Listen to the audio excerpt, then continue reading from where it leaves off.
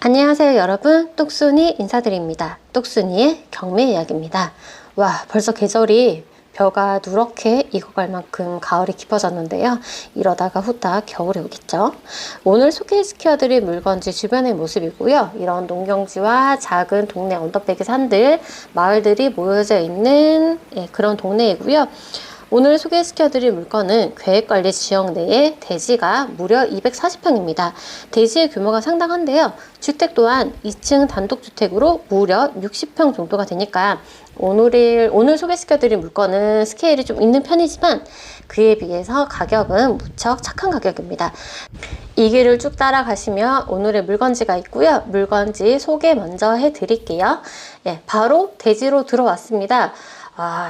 지금 이 물건이 공시인 기간이 1년 정도 됐대요. 그래서 확실히 바로 앞이 이제 정원 부분인데 관리가 상당히 안 돼 있었고요. 풀과 잡초들이 뒤엉켜 있어서 마당의 모습을 좀 찾기는 힘들었어요. 주택 또한 2층 단독주택이지만 공시일 기간이 있다 보니까 조금 좀 노후화가 좀 있는 듯한 그런 모습이 보였고요. 주택 마당에서 바라보는 모습이고 바로 옆에가 보시는 게 이제 장군산이에요. 장군산과 주택이 거의 근접하게 맞닿아 있는 부분이라서 이쪽은 저쪽에 흙, 잡초, 나무들이 뒤엉켜 있어서 깔끔히 정리를 하시고 산과의 경계를 뚜렷이 해서 사용을 하시는 게 아무래도 습기라던가 이런 거 벌레들 예방하시기에는 좋을 것 같습니다. 건축은요. 철근 콘크리트 구조의 아스팔트 지붕으로 돼 있고요.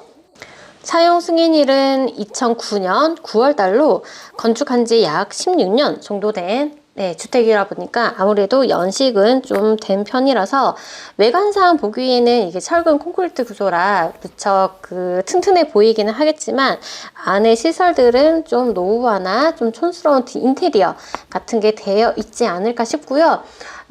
데크 부분은 확실히 손상된 부분들이 여러 보였습니다. 그래서 데크 손상 수리 비용이라던가 안에 인테리어 이쪽에 드는 비용 정도는 생각을 하셔야 될 것 같고요. 앞마당에 있는 정원의 부분도 좀 손을 보셔야 되지 않을까 싶습니다. 주택에 들어가는 현관의 모습이고요. 이쪽이 이제 지금 현 상태에서는 정식 현관 부분인데 막혀 있어요. 이 부분은 잠시 후에 추가로 설명을 또 드리겠습니다. 주택 1층은 45평이고요. 2층은 14.8평입니다. 근데 2층이 건축물 대장상 용도로는 14.8평이지만 실제 면적은 좀 더 넓지 않을까 추측이 되고요. 아무래도 공실이 1년 정도 돼 있다 보니까 이런 방충망이라던가 이런 거는 확실히 송생된 부분들이 보였고요. 이쪽으로 보면은 이쪽이 이제 뒷마당과 옆쪽의 대지 면적입니다. 이쪽도 데크가 손상이 되어 있고요. 확실히 외관상 송상 부분은 조금 보이더라고요. 건축물은 철근 콘크리트 벽돌 구조로 해서 아주 튼튼해 보이긴 하지만 이쪽에 보시면 나무 장작들이 좀 쌓여 있어요.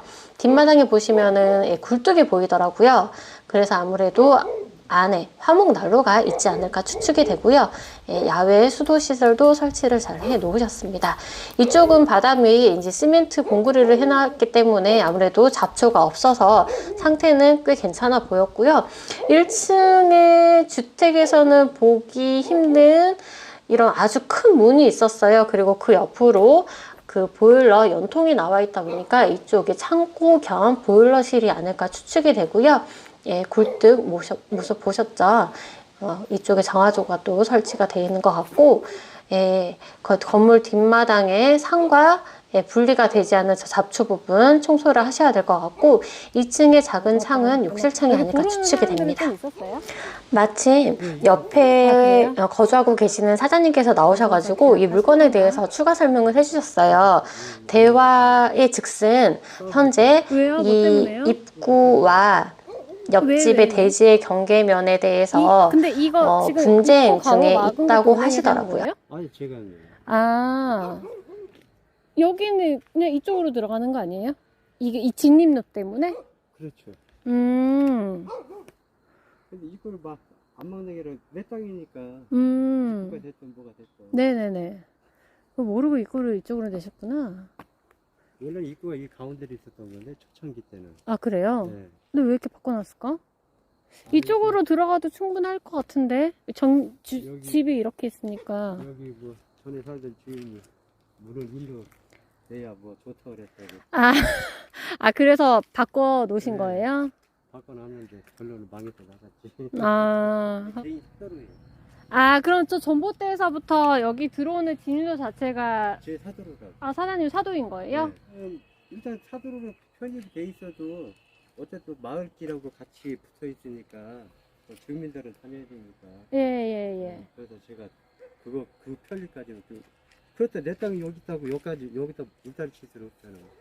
왔다 갔다 하는데. 아 여기서 다 쪼개서 팔아버리셨구나. 네, 이게 다 분할로 나간 거지. 네, 주민분께서 추가 설명을 잘 해주셨는데요. 현재 집로 부분에 대해서 작은 분쟁이 있는 것으로 보이는데요.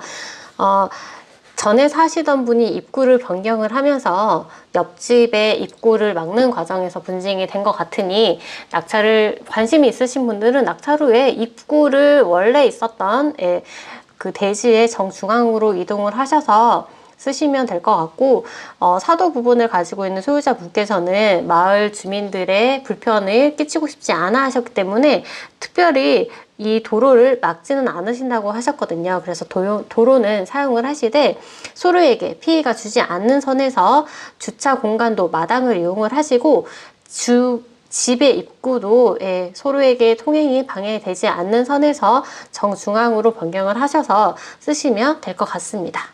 오늘의 물건 추가 설명은 위성 지도를 통해서 정확한 위치 설명드리고요. 나머지 물건에 대해서 어떻게 계약을 해야 되고 입찰을 하셔야 되는지에 대해서 추가 설명드리겠습니다. 그럼 위성 지도를 통해서 오늘의 물건지 위치 설명 드릴게요. 오늘의 물건지는요. 충청남도 서산시 팔봉면 어송리 115-1에 위치해 있는 대지와 단독주택 일괄 매각입니다. 이쪽이 오늘의 물건지 대지의 경계면이고요. 아까 옆집에 계셨던 그 주민께서 말씀하시는 말씀은 이쪽에 있는 진입로와 이쪽에 있는 진입로가 이제 개인의 사도이다는 거고, 이쪽에 입구를 쓰고 이쪽에 주차를 하니 여기에 진입로가 방해를 돼서 분쟁이 일어났던 것 같습니다. 그리고 이 사도인 부분은 이쪽 마을길과 연결이 돼 있기 때문에 이 길을 막지는 않으신다고 하셨기 때문에 이 길을 이용을 하시되 여기 입구 부분을 막지 않는 선에서 잘 이용을 하셔가지고 원만히 해결을 보시면 될 것 같습니다. 지도를 조금 더 축소해서 정확한 위치 설명 드릴게요. 물건지 주변으로는 전형적인 농경지 주변이고요. 이쪽에 말씀하셨던 금강산이 있는데 조금 더 축소를 해보면 보이시죠? 장군산 산줄기 아랫부분에 있는 오늘의 물건지 모습이고요. 주변으로는 가장 큰 산은 팔봉산이 위치해 있고, 물건지에서 서산, 시청 이쪽 시내까지는 차량으로 15분, 더 많이 걸린다 하면 20분이면 넉넉히 갈 수 있는 위치에 있고요. 기본 생활 인프라는 이쪽 주변을 사용을 하시면 될 것 같습니다. 조금 더 지도를 축소를 해 보시자면요. 서산 IC에서 오늘의 물건지까지는 차량으로 25분 정도 거리가 되는 거리이고요. 물건지는 이쪽에 태안반도 태안宫과 접해 있고, 어떻게 보면 이쪽에 이쪽 관광지와도 근거리에 있는 곳이기 때문에 이쪽에 관광을 가시기에도 아주 근접거리에 있고요. 서산시청까지 15분, IC까지는 25분 거리에 있는 오늘의 물건지 위치였습니다. 조금 더 축소해서 더 넓게 보시자면요. 오늘의 물건지는 서산시까지는 15분, 그 다음에 서해안 고속도로가 있죠. 이쪽으로 해서 쭉 가시다 보면은 평택시와도 맞닿아 있고요. 더 위쪽으로는 화성시와 오산시, 안성시 이쪽에 맞닿아 있다고 보시면 될 것 같고요. 주 고속도로는 서해안 고속도로를 이용을 하셔야 될 것 같습니다. 정확한 물건 정보 소개시켜 드릴게요. 충청남도 서산시 팔봉면 어송리 115-1 집원에 있는 주택과 대지 일괄 매각이고요. 오늘의 물건은 공매 물건입니다. 그래서 집행기관이 원래는 한국자산공사에서 진행을 하지만 주식회사 부림저축은행 소유권으로서 부림저축은행과 수의계약이 가능하고요. 그래서 최저 입찰 가격은 2억 5,070만 원입니다. 물건의 현황 보시면요. 현재 이혼 형안은 공실 상태이고요. 층수는 총 2층의 단독주택이고 방 개수는 5개, 화장실 3개로 되어 있는데요. 1층의 면적은 45평이고요. 2층의 면적은 15평 정도 되는 물건입니다. 도로를 이용해서 차량 접근 용이하고요. 기타 문의사항은 저축은행 여신관리팀에 문의해 보시면 되시고요. 그래서 매각 공고문 확인해 드릴게요. 주식회사 부림저축은행에서 공고한 매각 공고문인데요. 특별한 것은 없고 부동산의 표시 면적 아까와 같고요. 최저 매각 금액이 5회차 후에 2억 5,070으로 수의계약 가능하다는 내용입니다. 보시면 최초의 매각 입찰 가격은 3억 8,214만 원이었는데요. 5회 유찰된 가격 2억 5,070만 원 이후부터는 부림저축은행과 수의계약으로 계약 진행을 하시면 되십니다. 토지와 건물 등기부인데요. 토지와 건물 등기부 모두 소유자 상황에는 주식회사 부림저축은행이 소유자로 등재되어 있고요. 소유권 외에 소유 지분 기록사항 없고요. 을구에 근저당 및 전세권 설정되어 있는 내용이 전혀 없기 때문에 낙찰 후에 계약 후에 인수되는 권리는 전혀 없습니다.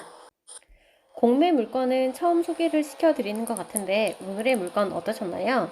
공실 상태이기 때문에 인도나 명도를 하기에 에너지를 쏟을 필요도 없고 문제되는 권리도 없기 때문에 계약만 하시면 아주 깔끔한 물건이었지만 오늘의 물건 공실 상태가 길다 보니까 파손되어 있는 부분이나 건축의 연도에 비해서 인테리어나 수정하셔야 되는 부분들이 덜어 있어서 비용은 좀 들 법한 물건이었지만 대지의 평수나 주택의 평수에 비해서는 입찰 가격은 착한 가격으로 생각이 되는데 여러분의 의견은 어떠신가요?